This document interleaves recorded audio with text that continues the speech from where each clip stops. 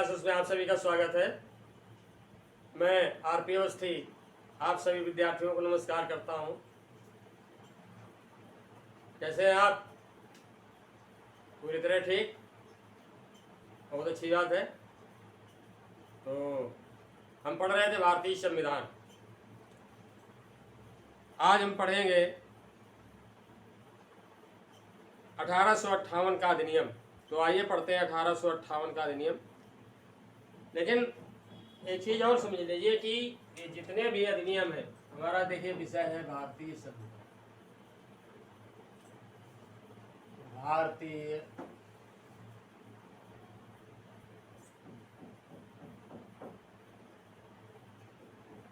संविधान।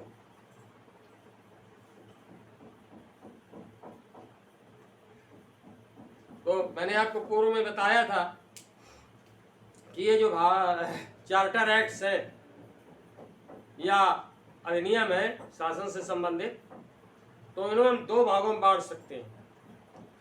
और ये पहले ही बताया था कि ये हमारे भारतीय संविधान के सोपान, हमारे भारतीय संविधान की सीढ़ियां हैं। इन्हीं के द्वारा आगे चल करके भारतीय संविधान के निर्माण का जो मार्ग है वो प्रशस्त हुआ। तो इन अधिनियमों को हम दो भागों में बांट सकते हैं। पहला भाग ये है कि कंपनी के मामलों में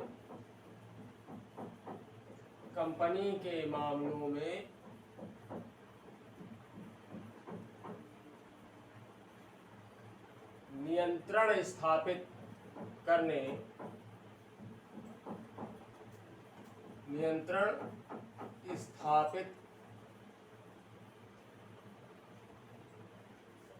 करना।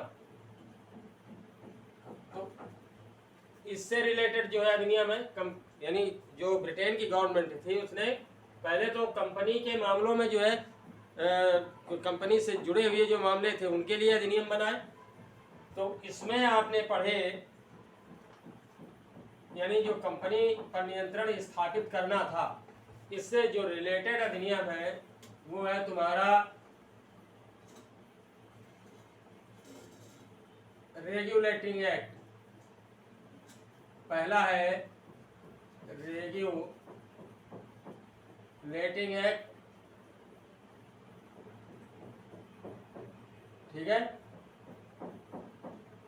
1773। दूसरा है पिट्स इंडिया एक्ट,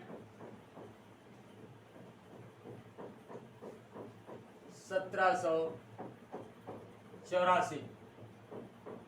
फिर इसके बाद है चार्टर अधिनियम,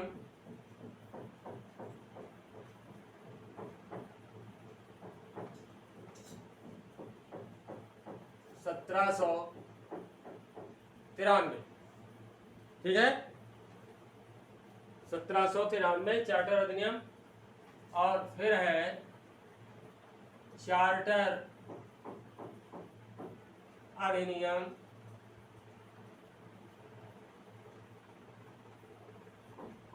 1813।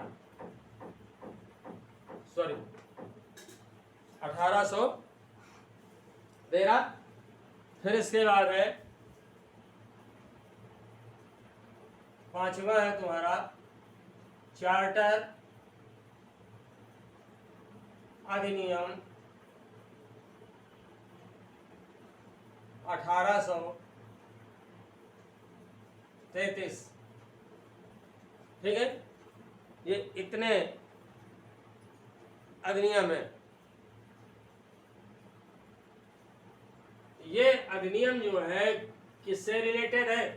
कंपनी के मामलों में नियंत्रण स्थापित करना, ठीक, यानी to control the matter which is related with the East India company. 5 ये जो अधिनियम है ये कंपनी पर नियंत्रण स्थापित करने संबंधी अधिनियम। लेकिन जो 1858 का अधिनियम है, आपने देखा कि 1857 की क्रांति हुई, ठीक है। कल मतलब इसके पहले के लेक्चर में आपने पढ़ा था कि जो 1833 का अधिनियम है, तो इसके द्वारा जो है भारतीय साम्राज्य में ईस्ट इंडिया कंपनी ने अभिवृद्धि की, बहुत सारे प्रदेशों को विजिट कर लिया और ऊपर शासन चलाना आरंभ कर दिया। तत्पश्चात आपने देखा कि लॉर्ड डलहौजी की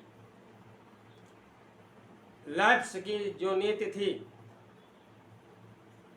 जो विलय करने की नीति थी, ठीक है, यानी जो भारतीय साम्राज्य थे उनको अपने अधीन करने की नीति थी, इससे राजाओं में, साथ ही साथ सैनिकों में और जनप्रतिनिधियों में भी आक्रोश की भावना भर गई और इसी का परिणाम हुआ 1857 की क्रांति। ठीक, तो आपने देखा कि 1857 की क्रांति में अंग्रेजी सेना ने, अंग्रेजी हुकूमत ने विजय तो प्राप्त कर ली, लेकिन अब ब्रिटेन की गवर्नमेंट को भी ये लगने लगा कि भारतीयों के साथ हम ज़्यादा दिनों तक ना तो अत्याचार कर सकते हैं और ना ही वहाँ शासन चला सकते हैं। तो उन्होंने भारतीयों के हित में कुछ नियम कायदे बनाना शुरू कर दिया, जिसे हम जो है भारतीय साम्राज्य के संरक्षण के अधिनियम के नाम से जानते हैं। ठीक है, तो अब हम पढ़ेंगे, अभी हमने पढ़ा कि कंपनी के मामलों में नियंत्रण स्थापित करने संबंधी अधिनियम। आज हम पढ़ेंगे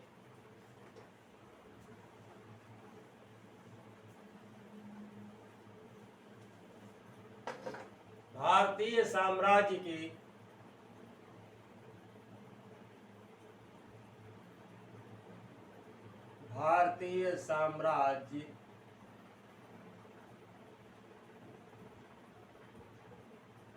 के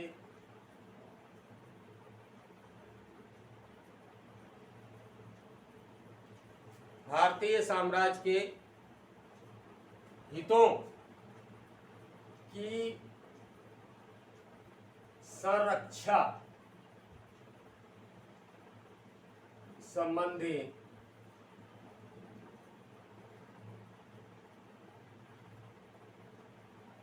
अधिनियम।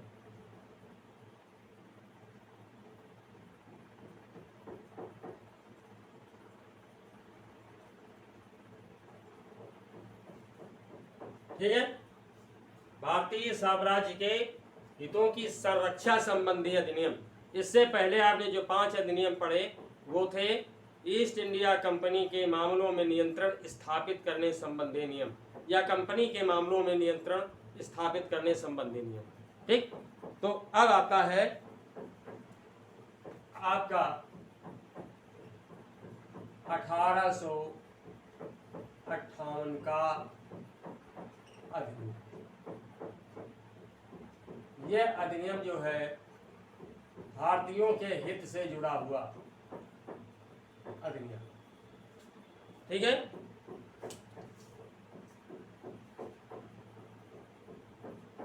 अब जो है मैं पहले बता चुका हूं कि अंग्रेजों ने जो है 1857 की क्रांति के विप्लव को पूरी तरह से कुचल दिया और कुचलने के बाद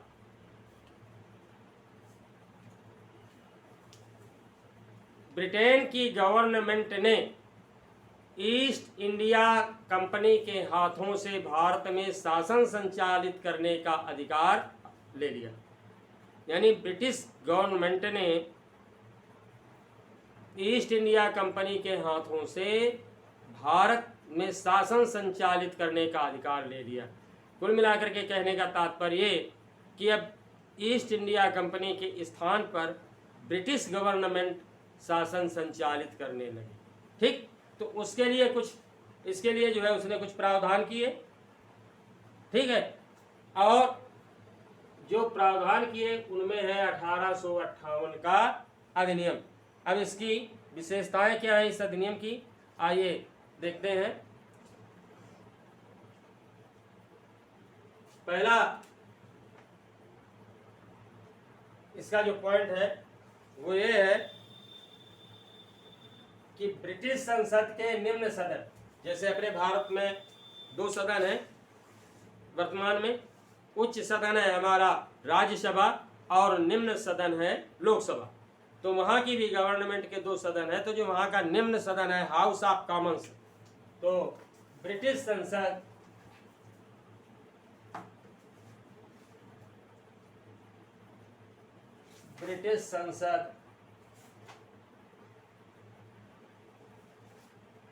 के निम्न सदन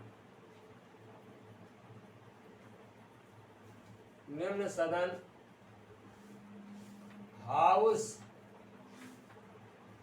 ऑफ कॉमन्स, ये वहां का लोअर हाउस है, यानी निम्न जो सदन है, ठीक है।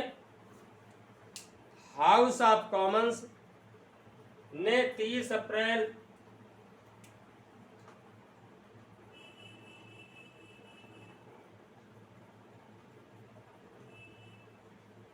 1858 30 अप्रैल 1858 को 2 प्रस्ताव स्वीकृत किए। 2 प्रस्ताव स्वीकृत किए, ठीक। 2 प्रस्ताव स्वीकृत किए जिनके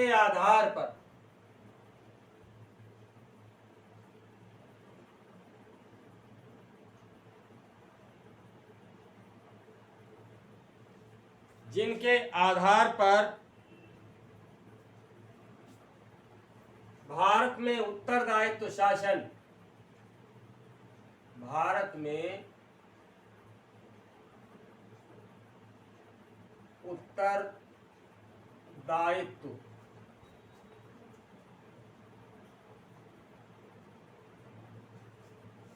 शासन की स्थापना के लिए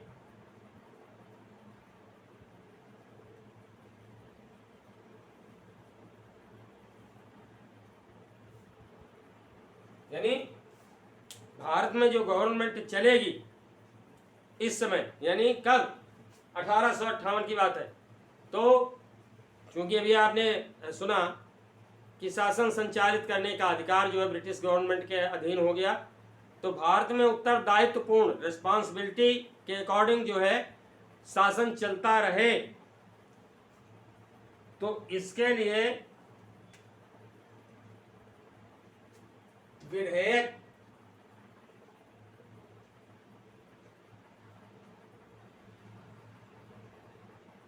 बना। उत्तरदायित्व शासन की स्थापना के लिए विधेयक बना, जिसमें निम्न प्रावधान किए गए, जिसमें निम्न प्रावधान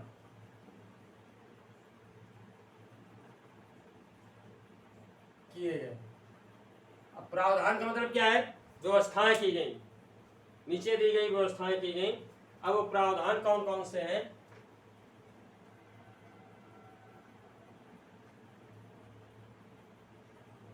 ठीक है, प्रावधान कौन कौन से किए गए? तो जो पहला प्रावधान है वो ये किया गया कि भारत में कंपनी के शासन को समाप्त कर दिया गया। कंपनी के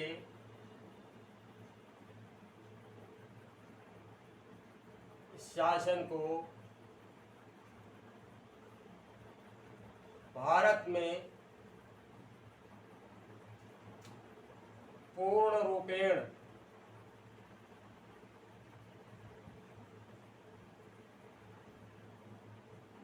समाप्त कर दिया गया। इसके पहले आपने देखा कि ब्रिटिश गवर्नमेंट ने जिस समय समय पर जो है अधिनियम बना करके ईस्ट इंडिया कंपनी को दिशा निर्देशन किए, और साथ ही साथ इस पर कंट्रोल भी रखा। बट जब इन्होंने देखा कि 1857 की रिवॉल्यूशन हुई, जो क्रांति हुई, ये जो है यहाँ की जनता का एक भारी विप्लव था। इसे दबाने में जो है अंग्रेजों को भी पसीने छूट गए। आपने देखा मतलब फाइनली विजय तो वही हुई, सफलता उन्हीं को मिली, लेकिन जो है उनको अब ये ऐसा लगने लगा कि अगर भारतीयों के हितों को ध्यान में नहीं रखा गया तो हम ज़्यादा दिनों तक भारत में नहीं टिक पाएंगे। तो कंपनी के हाथों से शासन को लेकर के पूरी तरह से जो है वो ब्रिटिश गवर्नमेंट के हाथों में चला गया। तो ये पूछा जाता है सवाल कि भारत में कंपनी के शासन को पूर्ण रूप से समाप्त कर दिया गया। 4 ऑप्शन दे दिए जाएंगे, तो आपका उत्तर होगा 1858 का अधिनियम। ठीक है। एवं शासन का उत्तरदायित्व, शासन का उत्तरदायित्व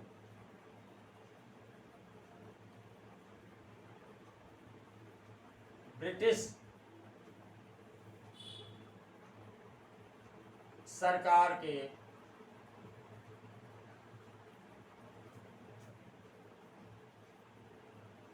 हाथों में चला गया।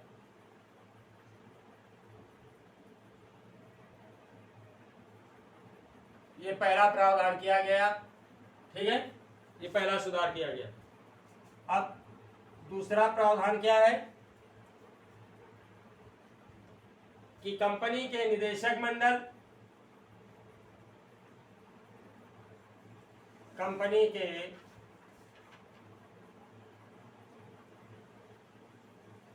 निदेशक मंडल कौन, नियंत्रक मंडल,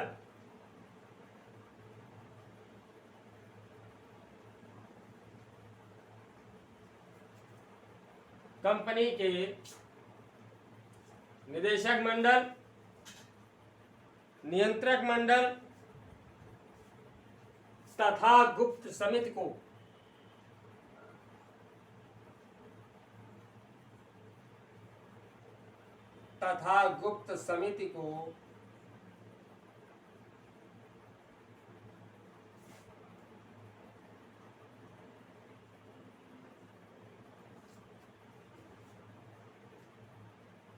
समाप्त करके इनके अधिकारों,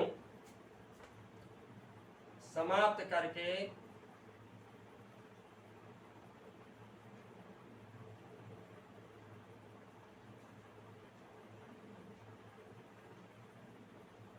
यानी कंपनी का जो निदेशक मंडल था, नियंत्रक मंडल था और जो गुप्त समिति थी, इसे पूरी तरह से खत्म कर दिया गया। और जो इसके अधिकार थे, इनके अधिकारों को ब्रिटिश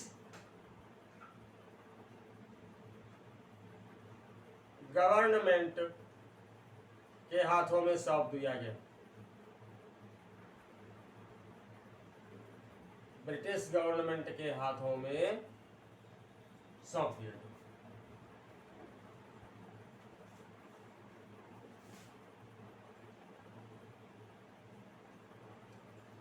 समझ आ गया होगा। दूसरा पॉइंट बिल्कुल साफ है।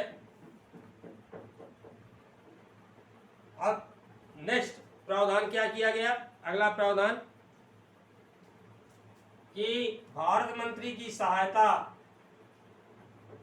भारत में जो मंत्री होता था, इस भारत मंत्री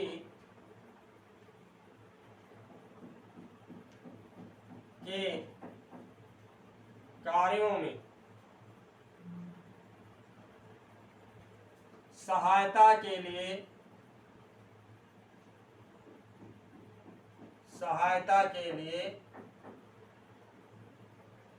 15 सदस्यीय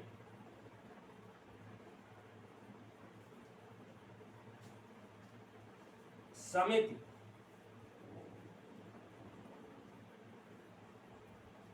गठित की गई।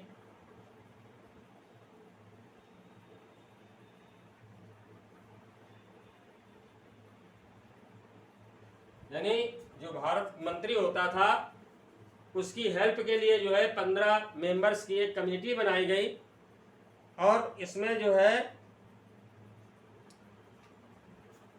जिसमें 8 सदस्य ब्रिटिश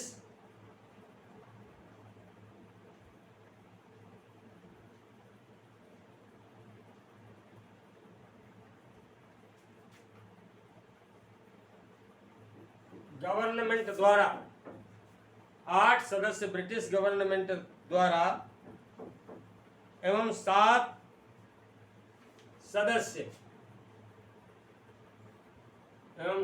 सदस्य कंपनी संचालकों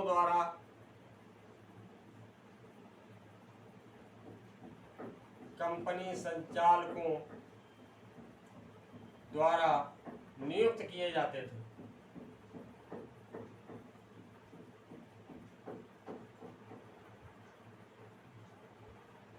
ठीक है, आपने देखा कि भारत मंत्री की सहायता के लिए 15 मेंबर्स की एक कमेटी गठित की गई जिसमें 8 सदस्य जो है ब्रिटिश गवर्नमेंट सिलेक्ट करती थी और शेष जो 7 सदस्य थे तो जो कंपनी के चलाने वाले संचालक थे उनके द्वारा सिलेक्ट किए जाते थे। ठीक है, तो नोट करते जाइए भाई से।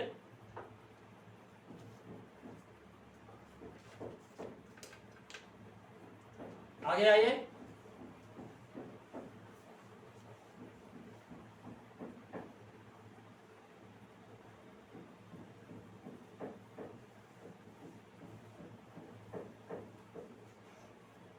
अब नेक्स्ट प्रावधान क्या है?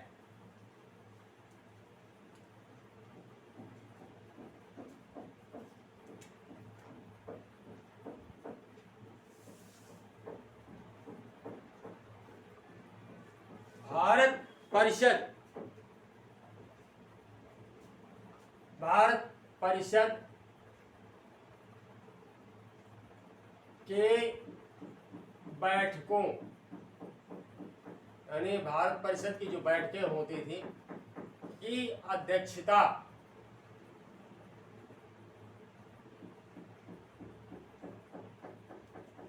भारत परिषद के बैठकों की अध्यक्षता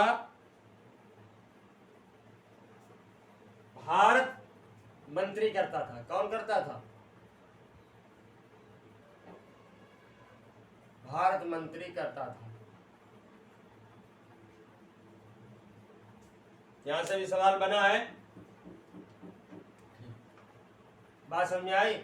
यहां से भी सवाल बनता है और जो अभी इसके पहले आपने प्रावधान पढ़ा, तीसरा प्रावधान, उसमें भी जो है घुमा फिरा करके कई सवाल बनते हैं। एक तो ये कि ब्रिटिश यानी भारत मंत्री की सहायता के लिए ब्रिटिश गवर्नमेंट द्वारा गठित की गई कमेटी में सदस्यों की संख्या थी 15, 16, 17, 18, इस तरह से ऑप्शन दे दिए जाते हैं। फिर उसमें एक ये कि ब्रिटिश भारत मंत्री की सहायता के लिए गठित की गई 15 सदस्यीय कमेटी में 8 सदस्यों की नियुक्ति की जाती थी और ऑप्शन दे दिए जाते हैं। तो उसका उत्तर होगा ब्रिटिश सरकार द्वारा या ब्रिटिश गवर्नमेंट के द्वारा। ठीक है, फिर तीसरा सवाल ये बनता है कि 7 सदस्यों की नियुक्ति किसके द्वारा की जाती थी। तो इस तरह से घुमा फिरा करके कई तरह के सवाल बनते हैं। यहाँ से भी ये सवाल बनता है। और क्या खासियत है, इसे यानी जो भारत मंत्री होता था इसे सामान्य मत के अतिरिक्त यानी जो बैठक होती थी उसमें अगर कोई निर्णय लिया जाता था तो मतदान होता था और मतदान में एक तो स्वयं अपना मत दे सकता था उस प्रावधान के क्रियान्वयन के लिए, उस व्यवस्था के क्रियान्वयन के लिए या उस प्रस्ताव के क्रियान्वयन के लिए। साथ ही साथ यानी इसे सामान्य मत के अतिरिक्त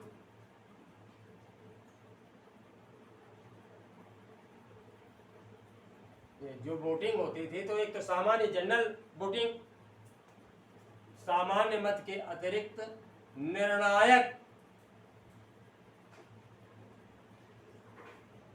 मत देने का अधिकार था,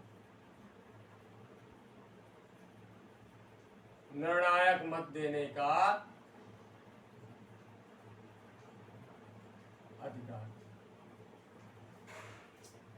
बात समझ आ रही होगी कि जब कई बार ऐसा होता है कि पक्ष और विपक्ष में मतों की संख्या बराबर हो जाती है, तो अब ऐसी दशा में जो है जो निर्णय होने जा रहा है उसके अनुपालन में परेशानी उत्पन्न होती है। तो ऐसी कंडीशन में होता क्या है कि अगर कोई एक पावरफुल आदमी अपना वोट दे करके पक्ष या विपक्ष को वोट दे करके उस मसौदे को हल करता है, यही अधिकार था भारत मंत्री को। ठीक, अब नेक्स्ट प्रावधान क्या है 1858 के अधिनियम का,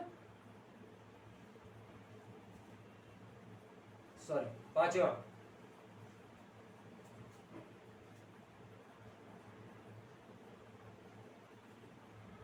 भारत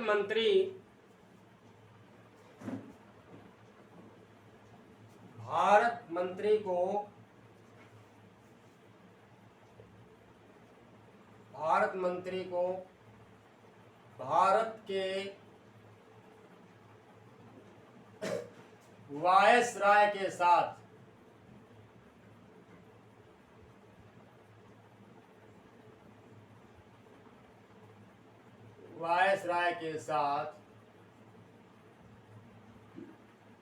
गुप्त पत्राचार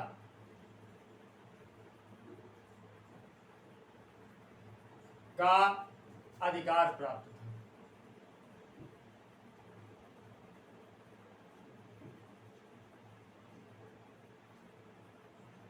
एक चीज बता दूं कि भारत के जो गवर्नर जनरल का पद था 1858 के अधिनियम के साथ ही खत्म कर दिया गया। भारत के गवर्नर जनरल का पद 1858 के अधिनियम के, ये सवाल पूछा गया है कि भारत में गवर्नर जनरल के पद को समाप्त किया गया, 4 ऑप्शन दे दिए जाते हैं, तो उत्तर है आपका 1858 का अधिनियम। देखिए मैं एक साथ कहाँ से क्वेश्चन बनते हैं और कहाँ से परीक्षाओं में पूछे जाते हैं सारी चीज़ें बताता जा रहा हूँ, तो इस बात को ध्यान में रखिए। तो भारत में जो है 1858 के अधिनियम के द्वारा यहाँ के गवर्नर जनरल के पद को समाप्त कर दिया गया और गवर्नर जनरल के पद का नाम जो है वायसराय कर दिया गया। ठीक है, वायसराय। तो भारत मंत्री को यह अधिकार था कि वो भारत के वायसराय के साथ जो है गोपनीय पत्राचार कर सकता था। ठीक है,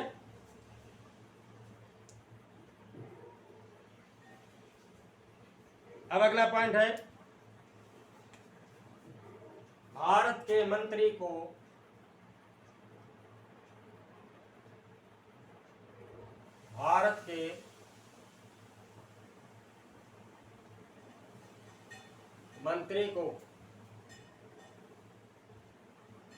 ब्रिटिश सरकार के समक्ष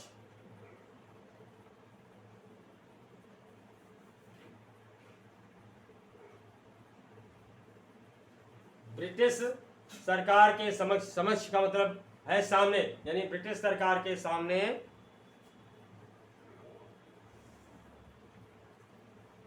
यहां हम संसद कर देते हैं, ब्रिटिश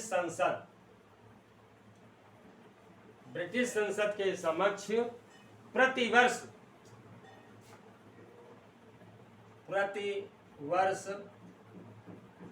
भारत के बजट को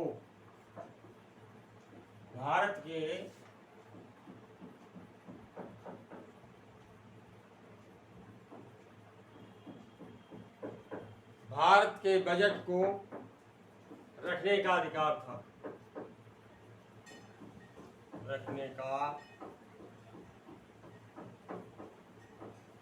अधिकार था।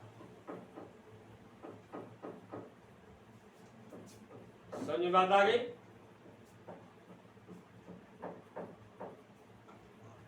और वही बात जो अभी मैंने बताई कि भारत के गवर्नर जनरल का नाम बदलकर गवर्नर जनरल का नाम बदलकर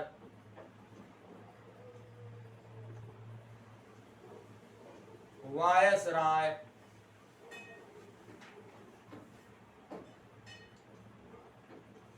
कर दिया गया।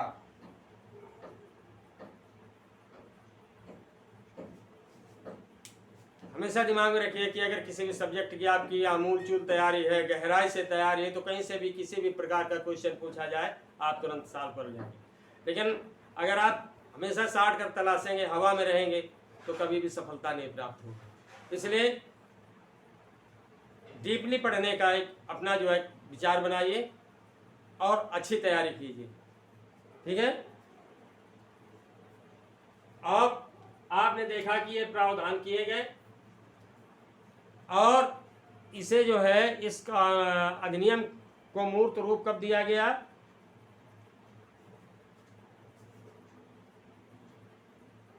मूर्त रूप कब दिया गया? 30 अप्रैल 1858 को। कब दिया गया? 30 अप्रैल 1858 को आपने पढ़ा था पहले। अब जो है इसे 2 अगस्त 1958 को जो है यानी ये पारित हुआ और उसी दिन से लागू हो गया, ठीक है। इस अधिनियम को खास बात है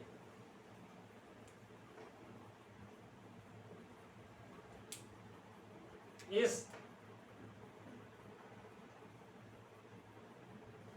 अधिनियम, क्वेश्चन बनता है यहां से, इस अधिनियम को 2 अगस्त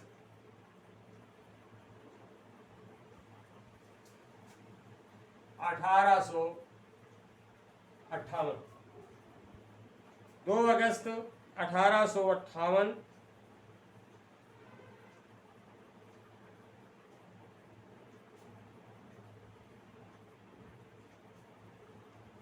इस अधिनियम को 2 अगस्त 1858 को राजकीय माने सरकारी स्वीकृत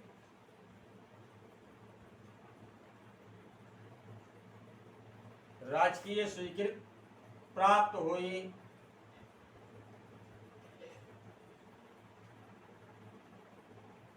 और इसी दिन से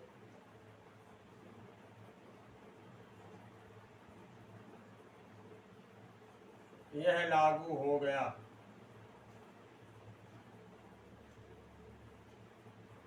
ठीक, अब इसमें एक सवाल बनता है, पूछा गया है कि 1858 का अधिनियम लागू हुआ, ठीक है, 30 अप्रैल 1858 को, 2 अगस्त 1958 को, और इसी तरह से 2 डेटें और दे दी जाती हैं। तो आपका उत्तर होगा 2 अगस्त 1858। ठीक, नोट कर लीजिए इसे।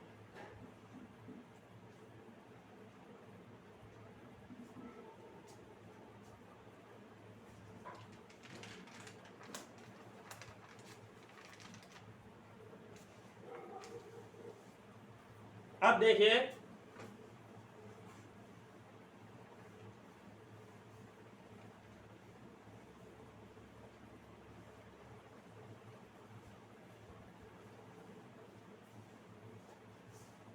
ये थी तुम्हारी जो है तुम्हारा 1858 का अधिनियम। इसी का ही एक सेकंड पार्ट है, वो पार्ट क्या है? 1 नवंबर, अभी आपने देखा कि ये कानून जो है आपका 2 अगस्त 1858 को लागू हुआ, तो 1 नवंबर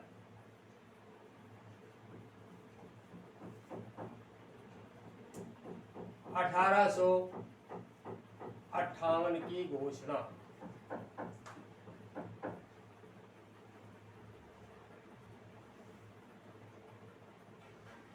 ठीक, 1 नवंबर 1858 की घोषणा। तो इस समय जो है ब्रिटेन की जो साम्राज्ञी थी, महारानी विक्टोरिया थी, ठीक है। अब उन्होंने जो है भारत के हितों को साधने के लिए, भारतीय जनमानस के हितों को साधने के लिए घोषणा की। और ये इस घोषणा को जो है यहाँ के प्रबुद्ध वर्ग ने जो है मैग्ना कार्टा कहा। ठीक है, तो ब्रिटेन की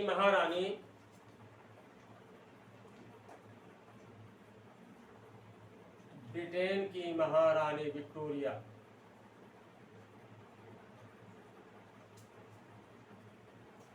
ब्रिटेन की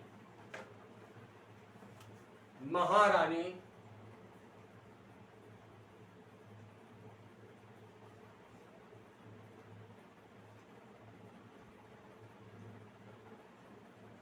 विक्टोरिया ने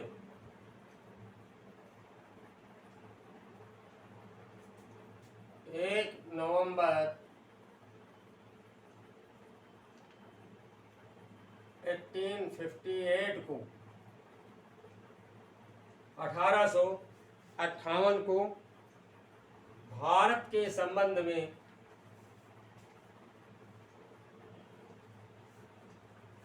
भारत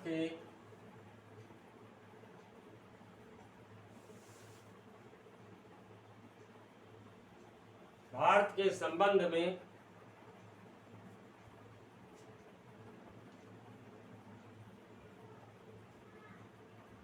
एक नीतिगत घोषणा की, एक नीतिगत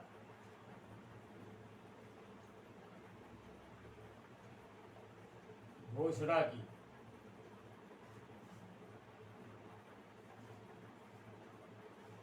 आप जानते हैं कि नीतिगत का तात्पर्य क्या है? नीति या नीति। अगर कोई भी जो है सामाजिक कानून से हट करके काम किया जाता है तो वह अनीति कहलाती है। जैसे किसी से पैसे ले करके हम उसे वापस ना करें, उसके मांगने पर अगर हम उसके साथ गलत व्यवहार करें तो यह अनीति कहलाती है। ठीक है, नीति तो यह है कि जिससे हमने पैसे लिए हैं, जिससे धन लिया हुआ है, उसे उसके मांगने के पहले ही हम वापस कर दें, ये नीति है। तो ठीक है, तो नीतिगत घोषणा की और इस घोषणा की खास बातें निम्नवत हैं। इस घोषणा की खास बातें निम्नवत हैं।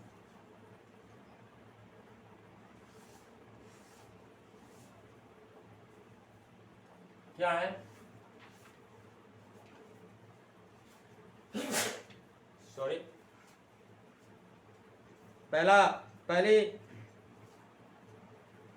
पहली घोषणा क्या थी? पहली बात कि भारत में रहने वाले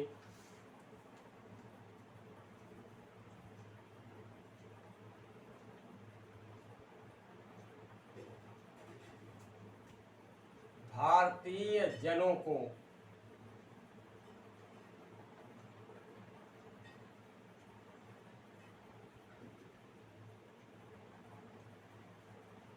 भारत में रहने वाले भारतीय जनों को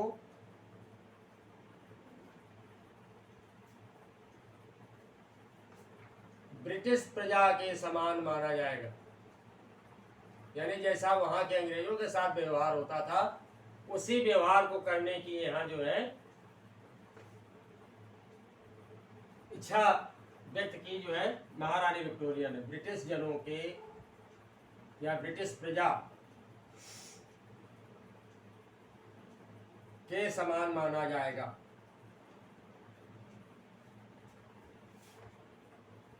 माना जाएगा। ठीक, दूसरी विशेषता क्या है इसकी? दूसरी खासियत क्या है? कि भारतीय लोगों को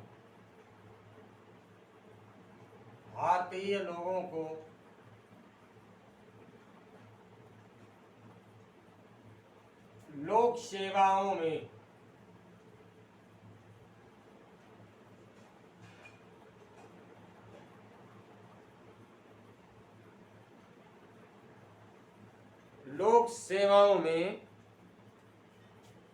अपनी शिक्षा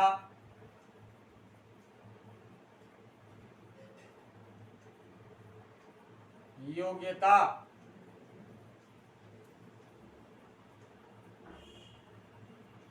एवं विश्वासों योग्यता एवं विश्वसनीयता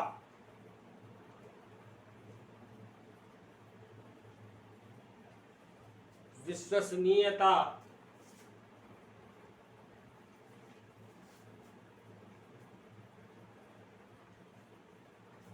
के आधार पर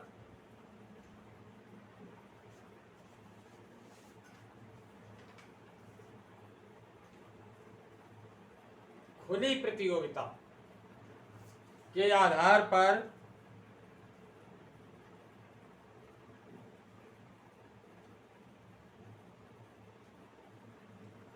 स्वतंत्र तथा निष्पक्ष भर्ती में के आधार पर स्वतंत्र तथा निष्पक्ष भर्ती में जाति धर्म लिंग आदि के आधार पर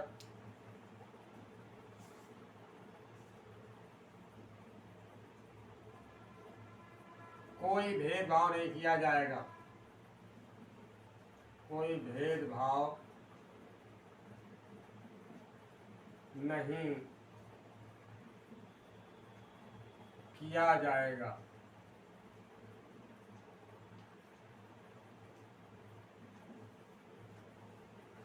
समझ में आ गई बात?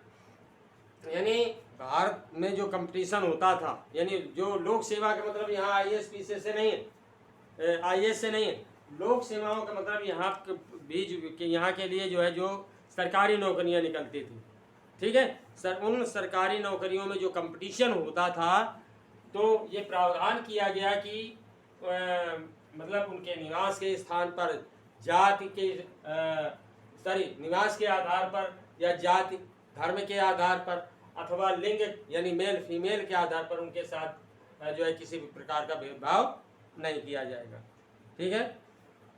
एक अगली जो व्यवस्था थी वो ये है, अगली व्यवस्था ये है कि यहाँ के निवासियों के लिए, जो भारत के निवासी हैं यानी भारतीयों के लिए, हम नोट कर देते हैं, भारतीयों के नैतिक एवं भौतिक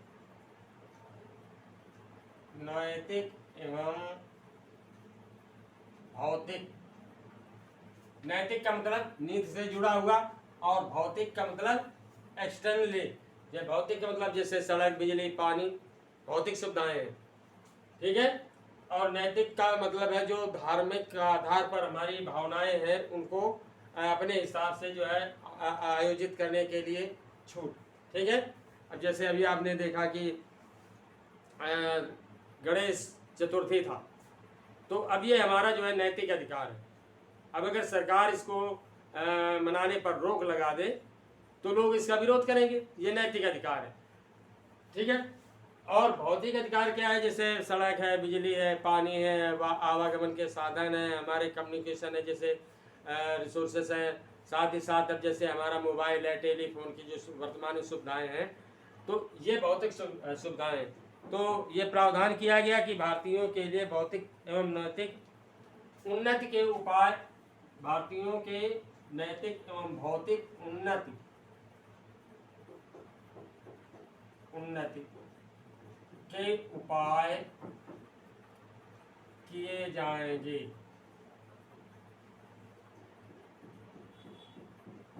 ठीक। और अगली जो व्यवस्था की गई इस घोषणा के द्वारा, तो घोषणा इतनी ही थी, लेकिन परिणाम क्या हुआ कि इस घोषणा का यानी 1 नवंबर 1858 की घोषणा का जो है महारानी की इस घोषणा का भारतीय लोगों ने खुलकर समर्थन किया, पुरजोर स्वागत किया, ठीक है, बहुत स्वागत किया। और यहाँ का जो प्रबुद्ध वर्ग था, भारत का शिक्षित वर्ग था, इसे जो है प्रबुद्ध वर्ग ने भारतीय हितों का मैग्ना कार्टा कहा है।